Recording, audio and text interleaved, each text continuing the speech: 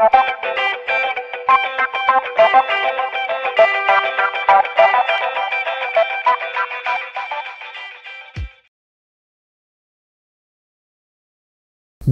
alors on va donc reprendre et je vais donc donner des remarques. Normalement, ce sont des relations qu'on va donc démontrer, si vous voulez. Je ne vais pas vous laisser quelque chose sans démonstration, parce que si on fait une démonstration, c'est fini, on n'en parle plus. Alors, une remarque.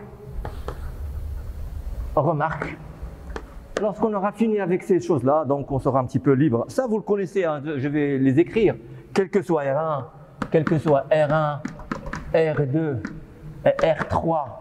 Ici, c'est 3 repères. Hein. 3 repères. Vous avez, ça vous le savez, oméga de R1 par rapport à R2. Ça, on le sait très bien depuis la première année, c'est moins oméga de R2 par rapport à R1. Ça, c'est la première des choses. Et oméga de R1, par exemple, par rapport à R3, est égal à oméga de R1 par rapport à R2 plus oméga de R2 par rapport à R3. Ça, c'est quels que soient les repères R1, R2, la vitesse de rotation de R1 par rapport à R2, c'est moins la vitesse de rotation de R2 par rapport à R1. Et c'est pour ça, c'est une remarque très importante. Pourquoi? Parce que lorsqu'on veut calculer par exemple le vecteur rotation de oméga, un vecteur rotation d'un repère par rapport à un autre, je ne vais pas prendre la vitesse dans le sens inverse. Je vais essayer de calculer par exemple, de déterminer la vitesse dans le sens direct. Et si j'aurais besoin du repère R1 par exemple, ou bien des repères R2 par rapport à R1, eh bien j'inverse et je trouverai le signe noir. Bien. Ici, c'est pour la composition des accélérations, des vitesses. Donc, vous introduisez un repère et vous aurez donc la somme. C'est la relation de Charles. Bien. Aussi, vous avez, quel que soit le point P, le point P, c'est un point au mouvement, hein. Je mettrai au mouvement. Faites attention, c'est pas un point fixe, en mouvement, par rapport R1, R2, par rapport à R1, R2. Vous avez bien sûr R1, R2, je mettrai aussi R3, hein. R2, R3, 3 repères. La vitesse de P appartenant à R1 par rapport à R2 est égale moins la vitesse de P appartenant à R2 par rapport à R1. Et je change. Lorsque vous faites un changement de R1 par rapport à R2, vous aurez un signe moins. Aussi, la vitesse de P appartenant à R1 par rapport à R3 est égale la vitesse de P appartenant à R1, je mettrai appartenant à R1, par rapport à R2, plus la vitesse de P appartenant à R2 par rapport à R1. Ouais, très bien, c'est exactement pareil que celle-ci. R1, R2, R3, pardon, R3. Vous avez ici R3. Je m'excuse, voilà si vous voulez voir un petit peu plus. La vitesse de P appartenant à R1 par rapport à R2, c'est moins la vitesse de P appartenant à R2. Ça, très bien. Et ici, la vitesse de P appartenant à R1 par rapport à R3, c'est la vitesse de P appartenant à R par rapport à R2 plus la vitesse de P appartenant à R2 par rapport à R3. Bien, de toute façon, on va démontrer les... Alors, je mettrai, ça c'est la relation 1. Cette relation 1, je ne vais pas la démontrer. La relation 2, parce que c'est évident, la relation 2, ces deux relations, je vais les démontrer si vous voulez. Et vous aurez en fin de compte, ce qui est très intéressant, ce sont les relations 3. Les relations 3, ce sont des relations qui sont générales. Hein. De manière générale, vous avez le torseur des vitesses de R1 par rapport à R2 est égal moins le torseur des vitesses de R2 par rapport à R1 si vous en aurez besoin dans un calcul. Et le torseur des vitesses de R1 par rapport à R3 est égal au torseur des vitesses de R1 par rapport à R2 plus le torseur des vitesses de R2 par rapport à R3. Mais faites attention lorsque vous faites la somme, il faut que la somme soit au même point. Bien, alors on va faire la démonstration de 2. Je vais démontrer que 2. En effet,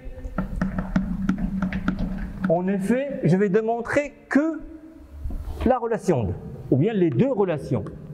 1, 2. Je vais démontrer les deux relations. 1 et 2 de 2. En effet, petit 1, je sais que la vitesse de P par rapport. Ici, j'ai la vitesse de P appartenant à R1 par rapport à R2 est égale, moi, je prendrai ce que je veux. Hein. La vitesse de P par rapport à R1, on vient juste de la montrer ici. Hein. La vitesse de P par rapport à R1 est égale la vitesse de P par rapport à R2 plus la vitesse de P appartenant à R2 par rapport à R1. Vous voyez très bien que ça va nous servir ceci. Hein. C'est pour ça que nous avons déterminé ça. Et ça va nous servir aussi pour ce qu'on appelle, pour définir, si vous voulez, la vitesse de glissement. La vitesse de glissement d'un solide par rapport à un autre. C'est la vitesse de glissement d'un solide par rapport à un autre lorsqu'on aura fini le torseur des vitesses. Bien, si je réécris la même expression, mais cette fois-ci en passant par R2 en premier, je vais avoir la vitesse de P par rapport à R2 est égale à la vitesse de P par rapport à R1 plus la vitesse de P appartenant à R1 par rapport à R2. Vous voyez très bien que, parce que j'ai inversé. Et si je fais la somme des deux relations, la somme, si vous faites la somme, ça avec ça, ça va partir, et ça avec ça, ça va partir. D'accord? Il vous reste ça plus ça est égal à 0. Et ça plus ça est égal à 0, ça veut dire que ça est égal à moins ça. D'accord? Ça plus ça est égal à 0, donc vous aurez 0 est égal. Je ne vais pas aller plus loin, je vais écrire juste 0 est égal VP appartenant à R2 par rapport à R1 plus la vitesse de P appartenant à R1 par rapport à R2 est égal à 0. Donc si la somme est égale à 0, vous aurez la vitesse de P appartenant à R1 par rapport à R2 est égale à moins la vitesse de P appartenant à R2 par rapport à R1. Alors pour ce petit 2, c'est exactement pareil, on va refaire la même chose. Regardez pour la démonstration. Je vais faire la démonstration ici. Je vais démontrer celle-ci. Donc je vais prendre par exemple la vitesse de P par rapport à R1 est égale à la vitesse de P par rapport à R2 plus la vitesse de P appartenant à R2 par rapport à R1. La vitesse de P appartenant à, on veut la vitesse P appartenant à R1 par rapport à R2. Donc je mettrai ici 2, je mettrai ici 1, je mettrai ici 1, je mettrai ici 2. Donc je voudrais la vitesse de P appartenant à... je vois rien. Je voudrais... Oh, bon. La vitesse de P appartenant à R1, la vitesse de P appartenant à R2, ce n'est pas un problème, hein, c'est la vitesse de P appartenant à R1. Donc j'aurai les deux. Hein. Il vaut mieux que je fasse comme ceci. Hein. Bon. Voilà, donc j'ai ça. J'ai aussi la vitesse de P par rapport à R1 est égale à la vitesse de P par rapport à R3 plus la vitesse de P appartenant à R3 par rapport à R1. Alors, il faut voir qu'est-ce qu'on a. Bon, là. R1 par rapport à R3. R1 par rapport à R3. Là. Je m'excuse. Il vaut mieux qu'on fasse la démonstration ici. Il vaut mieux qu'on fasse la démonstration pour voir ces termes face à face. Voilà. Je vais reprendre la démonstration ici. Alors, j'ai besoin de la vitesse P appartenant à R1 par rapport à R3. Donc, je vais prendre, regardez, c'est très simple, hein, il faut juste voir ce qu'on a besoin. V de P par rapport à R3, est égal V de P par rapport à R1 plus la vitesse de P appartenant à R1 par rapport à R3. Ça, c'est le premier. J'ai besoin de ce premier-là. C'est fini. Je regarde le deuxième. P appartenant à R1 par rapport à R2. Donc, j'aurai besoin de la vitesse de P par rapport à R2 est égale à la vitesse de P par rapport à R1, parce qu'il me dit par rapport à R1, plus la vitesse de P appartenant à R1 par rapport à R2. Et après, j'ai besoin de cette chose-là ici, la vitesse de P R2, R3. Donc j'aurai besoin de la vitesse de P par rapport à R3 est égale, la vitesse de P par rapport à R3 est égale à la vitesse de P par rapport à R2 plus la vitesse de P appartenant à R2 par rapport à R3. Voilà. Et donc, qu'est-ce que nous dit? Je vais voir la vitesse, cette vitesse. La vitesse de P appartenant à R1 par rapport à R3. R1, R3, R1, R3, c'est celle-ci. Vous voyez, c'est celle-ci. J'aurais besoin de ça. Or, si je fais la somme de ces deux expressions, regardez, si je fais la somme de ces deux expressions, j'aurai la vitesse de P par rapport à R2, la vitesse de P par rapport à R2. Si je fais la somme, vous aurez cette chose-là, elle va partir avec cette chose-là, je fais la somme. Hein. Somme de ces deux choses-là, et j'aurai donc la vitesse P par rapport à R3, qui est ici, est égale la vitesse P par rapport à R1, qui est ici, plus ces deux choses. Ça veut dire que ces deux choses est égale à ça. D'accord? Ça veut dire que la somme de ces deux choses est égale à ça. Ce que vous avez ici, la somme, c'est P de R1 par rapport à R3 est égale à la vitesse de P appartenant à R1 par rapport à R2 plus la vitesse de P appartenant à R2 par rapport à R3. Vous l'avez ici. Bien. Voilà donc en ce qui concerne la vitesse. Parce que, je rappelle encore une fois, le torseur des vitesses,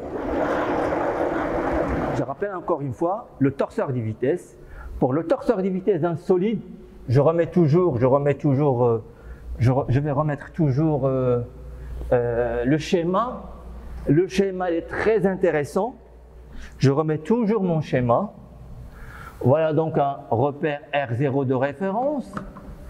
Voilà votre solide ou bien votre repère lié au solide, ZS, et vous avez votre solide S. D'accord? RS et votre solide lié à S. Si vous n'avez pas ça, vous ne pouvez rien faire pour le torseur des vitesses par la suite. Il vous faut ce torseur des vitesses. Il vous faut cette égalité, si vous voulez, de RS avec S. C'est une égalité, si vous voulez, cinématique. Eh bien, mon torseur des vitesses de S par rapport à R0, nous l'avons écrit, il y a deux choses. Il y a d'abord, si je l'écris par exemple, on a un point A particulier. On a un point A qui appartient à un solide. Hein. Je mettrai le point A appartient au solide ici ou bien à l'intérieur, comme vous voulez. Eh bien, cette fois-ci, peut-être je le mettrai ici. Comme ça, vous saurez un petit peu. Alors, la vitesse de A par rapport à R0. Et si j'aurais oméga, ou bien de S ou bien de RS, comme vous voulez, c'est S par rapport à R0. Eh bien, tout ce qui concerne cette partie-là, ça, c'est fini. On sait très bien comment la déterminer, on sait très bien déterminer la vitesse d'un point P appartenant à S par rapport à R0, c'est-à-dire tenir compte de l'appartenance, etc. Et toutes les choses qui viennent après, on sait très bien calculer cette chose-là. Alors cette fois-ci, on va regarder comment calculer cette partie-là. La deuxième partie, c'est-à-dire, on va essayer de déterminer le vecteur vitesse de rotation du solide par rapport à R0. Eh bien, pour déterminer le vecteur vitesse de rotation du solide par rapport à R0, il faut déterminer le vecteur vitesse de RS par rapport à R0. Ou bien, de manière générale, le vecteur vitesse de rotation de deux repères. Eh bien, il faut donc étudier ou bien déterminer le vecteur vitesse de rotation de deux repères. Alors, pour déterminer le vecteur, donc l'objectif, c'est de déterminer le vecteur vitesse de rotation de deux repères. Bien, je répète, pour calculer le vecteur, bien sûr, pour déterminer votre torseur des vitesses, il vous faut deux choses. Il vous faut la vitesse d'un point, il faut savoir calculer cette vitesse. Très bien, on passe, on a déjà parlé de ça. Deuxièmement, il vous faut le vecteur vitesse de rotation du solide par rapport à R0. Pour avoir le vecteur vitesse de rotation de S par rapport à R0, il vous faut le repère RS lié au solide. Pour calculer la vitesse de rotation de RS par rapport à R0, il vous faut la vitesse de rotation d'un repère par rapport à un autre. On va se placer dans un cas particulier. Cas particulier de deux repères. Bien sûr, je prendrai deux repères,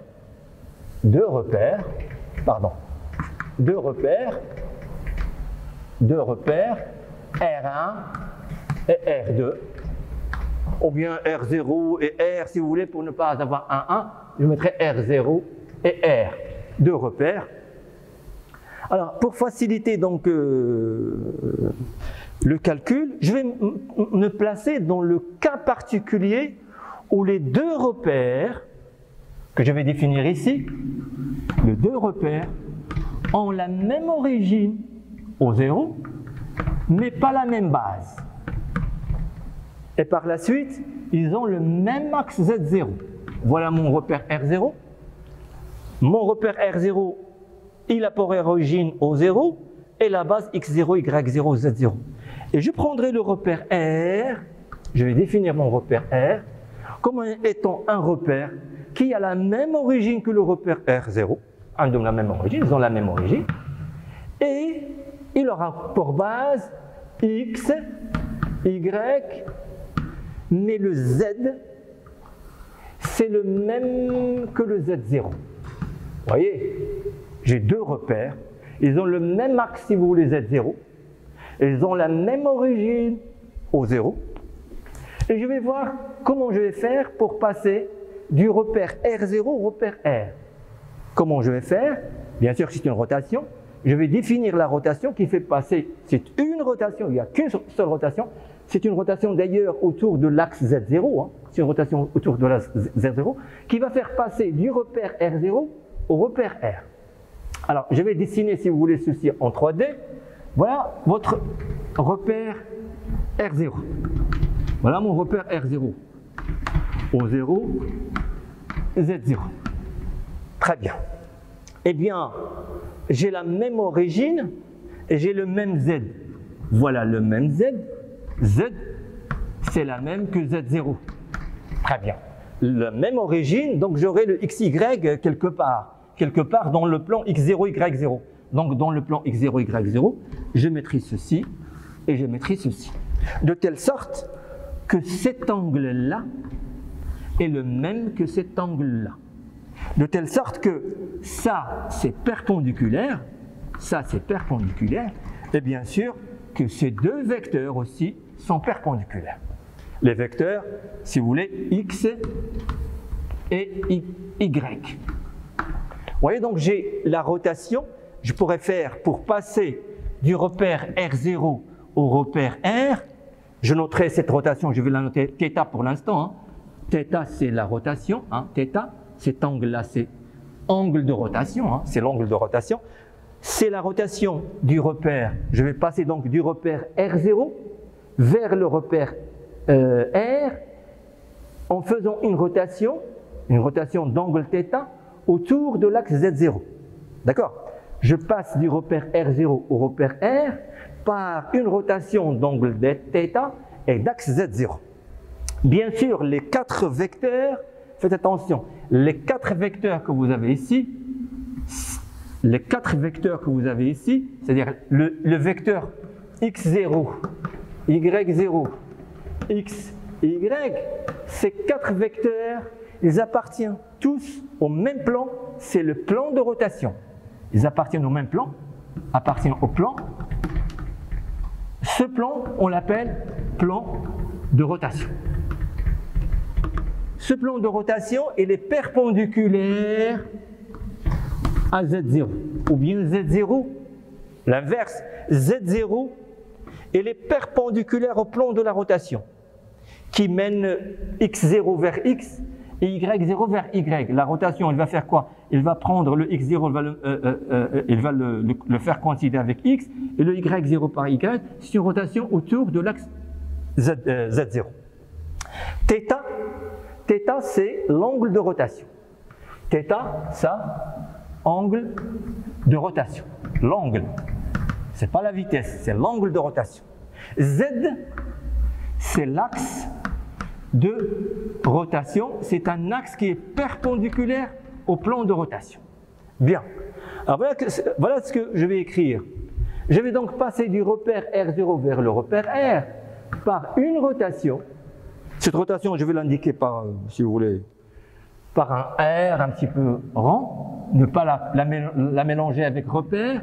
C'est la rotation d'angle θ, c'est la rotation d'angle θ, et d'axe Z0, c'est la rotation d'angle θ et d'axe Z0. Alors, qu'est-ce qu'elle fait cette rotation? Elle garde Z0, elle garde l'axe Z0, c'est l'axe de rotation, elle va le garder intact. L'axe Z0 ne va pas changer, mais l'axe X0 va devenir l'axe X et l'axe Y0 va devenir Y. C'est-à-dire, je vais faire une rotation, je vais passer de X0, Y0 vers XY, c'est une rotation d'angle θ et par rapport à R0. Alors, l'objectif, c'est de calculer le vecteur vitesse de rotation. L'objectif, c'est de montrer que le vecteur vitesse de rotation, de R par rapport à R2, à R0, pardon, le vecteur vitesse rotation de R par rapport à R0, est égal la vitesse, ça c'est la dérivée de θ sur dt, θ point. C'est la vitesse, ce qu'on appelle, c'est ça, ce qu'on va démontrer, c'est le vecteur vitesse de rotation de R par rapport à R0 est égal à θ point Z0. Et θ point, c'est la vitesse et non pas l'angle. Et c'est pour ça qu'on dit, on ne dit pas le vecteur rotation. Le vecteur rotation, c'est ça. Et ce n'est pas oméga. Ici, le vecteur vitesse de rotation. Vitesse parce qu'il y a un point, vitesse de rotation. Eh bien, avant de faire ça, l'important, c'est de faire la chose suivante. Regardez, je ne vais pas travailler sur le schéma 3D. Il vaut mieux faire une représentation dans le plan. Pourquoi? Parce que le Z0 ne va pas changer. Et donc, il vaut mieux que je travaille dans ce plan-là, que j'appelle plan de rotation. Ça, c'est le plan de rotation. Ça, on l'a déjà écrit, hein, plan de rotation. Alors, je vais faire une représentation plane. Représentation plane. Voilà ma représentation plane. La représentation plane est la suivante. Je vais donc, au lieu de faire un dessin à 3D, je vais faire un dessin à 2D. Voilà mon dessin à 2D. Bien sûr, je suis là. C'est la représentation. Représentation plane. Plane de la rotation. J'ai introduit plane pour vous dire que c'est une rotation dans le plan. C'est le plan de rotation. Ça, c'est mon plan de rotation. C'est le plan dans lequel il y a la rotation. C'est le plan qui est perpendiculaire à l'axe de rotation. Votre axe de rotation, par exemple, supposons qu'il est vers moi. Et donc, j'aurai ici x0, y0 vers le bas. Pardon, x0, y0 vers le bas. Donc, j'ai ceci. Supposons que l'axe est là.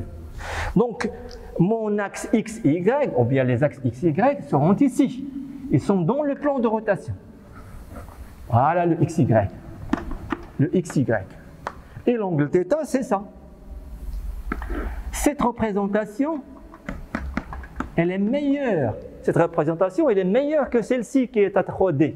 C'est simple et c'est pratique. C'est pratique pourquoi? C'est pratique parce que si je voudrais par exemple déterminer le changement de base de la base x0, y0 vers la base, bien sûr, si je veux passer de la base b0, x0, y0, z0 vers la base, ou bien inversement, vers la base b, x, y, z0, eh bien je pourrais déterminer par exemple la projection de x sur x0, y0, la projection de y sur x0, y0, et z est égal à z0. Donc j'aurais par exemple x, si je fais la projection, comme tout à l'heure, j'ai fait ça, perpendiculaire.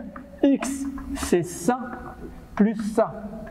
Ça, c'est un cosinus θ, et là, c'est un sinus θ. Et vous faites la même chose. Donc, x est égal cosinus θ x0 plus sinus θ y0. Ça, concernant, si vous voulez, le changement de base. Et y est égal, si vous voulez, c'est le cosinus θ sur y, c'est plus cosinus θ sur y0, et sur x, sinus, c'est un moins sinus θ, le x0. Et z, c'est la même chose que z0. Voilà donc, si je veux faire un changement de base, D'accord? Si, je pourrais faire aussi l'inverse. Je pourrais aussi calculer x0, y0 fonction de xy si je veux. C'est la même chose, il faut faire la projection ou bien faire un calcul. Bien, si on fait la projection, je vais avoir, si je voudrais cette fois-ci x0 fonction de x, si je projette le x0 dans la base xy, d'accord? Si je projette, c'est pas comme tout à l'heure j'ai projeté x dans la base x0, y0 et le y dans la base x0, y0. Maintenant, je vais faire l'inverse, je vais faire la projection de x0, prends la projection de x0 sur la base, si vous voulez, voilà. Alors le x0, je le projette, c'est un cosinus θ sur x, ceci est égal à ça plus ça. Vous aurez le x0 est égal, vous voyez, le x0 est égal cosinus θx, mais moins sinus θy. Et même chose, le y0, je projette, le y0 c'est le cosinus θ, le y0 est égal cosinus θ, y et sinus θ, x, et z0 est égal à z. Voilà donc, si vous voulez, les vecteurs de la base xy fonction de la base x0, y0, ou bien l'inverse. Ça d'un côté. De l'autre, je pourrais aussi déterminer la vitesse d'un point, pardon, la vitesse d'un vecteur. Regardez le vecteur xy, ou bien les vecteurs xy, la base xy, elle est mobile par rapport à x0, y0. Bien sûr, je prends ça comme référence. D'accord, je prends ça comme référence. xy, il est mobile par rapport à x0, y0. Ça, c'est mon repère de référence. xy, il est mobile. Lorsque ça varie, vous avez le xy, il va varier. Et donc, je pourrais calculer, par exemple, si je passe à la dérivation, ça, c'est le problème de base. C'est un changement de base, si vous voulez. C'est 1. On pourra donc calculer le changement de base. Changement de base. Si j'en ai besoin pour écrire un vecteur dans une base ou dans l'autre. Ici, je vais parler de dérivation. Les dérivations, si vous voulez. En dérivée, par exemple, si je dérive le vecteur dx sur dt par rapport à R0, par rapport au repère de référence, le vecteur x, quand je dérive x, c'est la dérivée du cosinus, le x0 ça reste, et la dérivée du sinus, le y0 ça reste.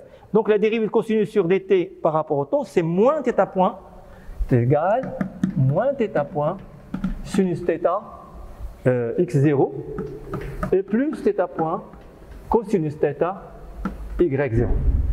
Et ceci est égal à θ point, facteur moins sinus θ, x0, plus cosinus θ, y0. Est égal à θ point, ceci n'est rien d'autre que y0. y0, pardon, c'est y, pardon, c'est y. Et donc on a dx sur dt par rapport à R0 est égal θ point y. De même, vous aurez le dy sur dt par rapport à R0 est égal moins θ point x. Vous voyez, la dérivée de x par rapport au temps, par rapport à R0, par rapport à R0, c'est θ point y, et la dérivée de y, c'est moins θ point x. C'est moins θ point x. Et donc je réussis, et aussi la dérivée dz sur dt par rapport à R0 est égale à dz0 sur dt par rapport à R0 est égal à 0. Voilà pour ce qui concerne les dérivées. Alors à partir de ça, on va essayer de déterminer oméga de R par rapport à R0. C'est pas difficile, mais on va quand même le déterminer et l'écrire de ce côté-là. Ce n'est pas une vraie démonstration, je vais le mettre ici, c'est mieux. Ce n'est pas une vraie démonstration, mais quand même ça peut rapprocher le calcul. Alors regardez, on vient de montrer que dx sur dt par rapport à R0, ça on vient de le montrer, c'est dx sur dt par rapport à R0 est égal à θ point y. Ça, alors faites attention. Parfois les étudiants ici, ils ont des problèmes, regardez. Les étudiants, ils ont des problèmes ici. Si je change par exemple le x, juste la notation, et je mets ici ER, le θ, les étudiants ne savent plus quoi faire. C'est la dérivée de ER sur dt par rapport à R0, c'est θ point Eθ. Et la dérivée de le premier vecteur et le deuxième vecteur. La dérivée du premier vecteur, soit qui s'appelle ER, X, U, V, W, vous lui donnez n'importe quel nom, mais il faut faire attention, c'est que la dérivée de ce vecteur par rapport à cette base qui est ici, par rapport à cette base qui est là.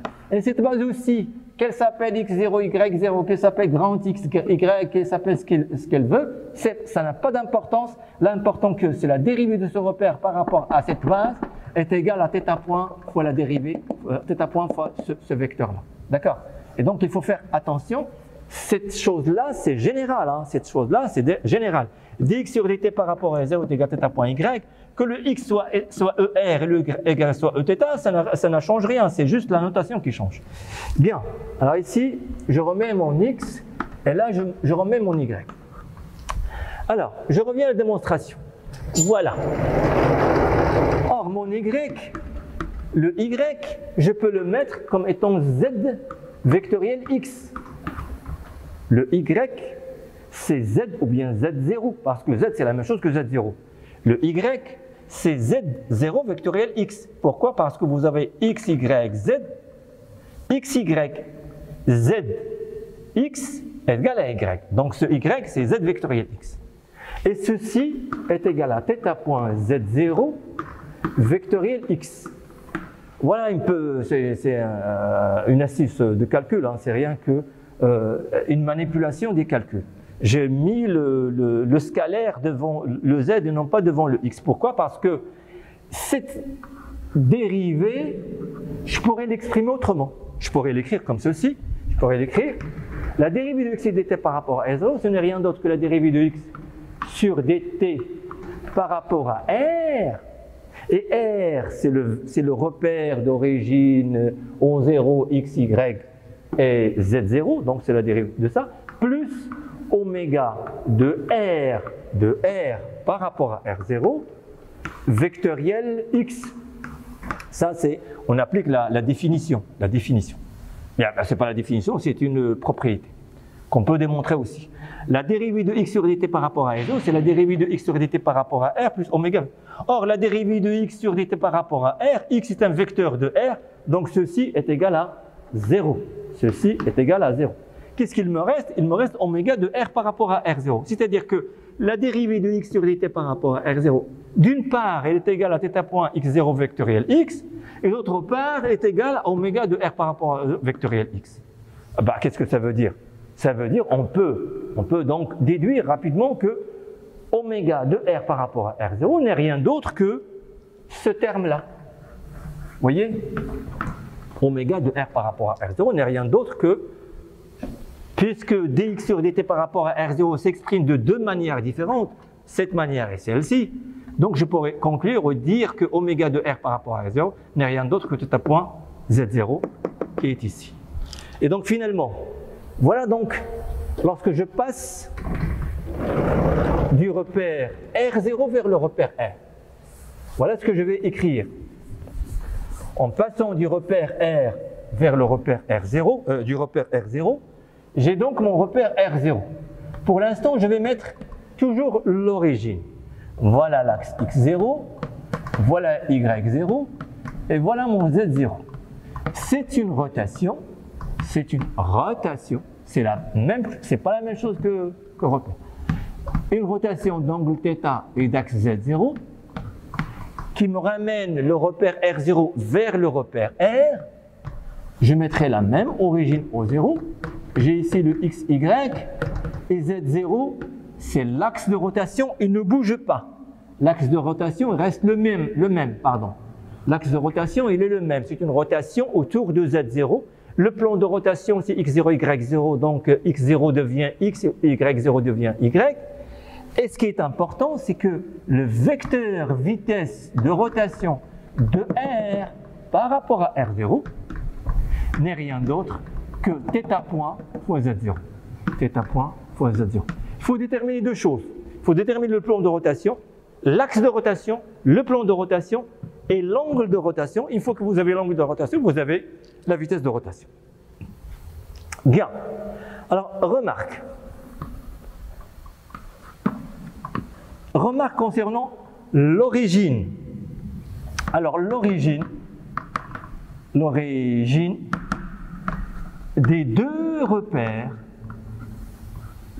n'a pas d'importance. N'a pas d'importance dans la rotation, dans le calcul, bien dans la détermination, comme vous voulez, dans le calcul du vecteur oméga de R par rapport à R0. C'est l'origine, cette origine que j'ai mise ici n'a pas d'influence et n'a pas d'effet sur le vecteur vitesse de rotation. Vous allez voir, je vais le mettre ici dans un cas particulier, on va le remettre encore lorsqu'on va revenir dans le cas général. Alors, voilà que cette origine, vous allez voir que l'origine, c'est une translation, si vous voulez, ça n'a pas d'importance pour la détermination du vecteur vitesse de rotation du repère R par rapport à R0. Voilà mon repère. Cette fois-ci, regardez, je vais définir les deux repères. Regardez, je définis les deux repères. Vous allez voir que l'origine n'a pas d'importance. Et ce qui est important, ce sont les bases. Ce qui est important, à quoi on doit faire attention? On doit faire attention aux bases. C'est les bases dans la rotation, ce sont les bases qui sont importantes. Les bases. Ça c'est B0, ça c'est la base B. Ce sont les bases qui sont importantes. Voilà donc j'ai un repère d'origine O0. Ça, j'ai rien à faire. Ça c'est mon repère de base. Et là pour origine O0, je ne peux rien faire, c'est par définition, on me le donne comme ceci. Et voilà mon repère. Normalement ce repère d'origine O0, c'est quoi? Le repère, c'est toujours l'origine et la base. Vous me donnez une base et une origine, je définis le repère. Bien.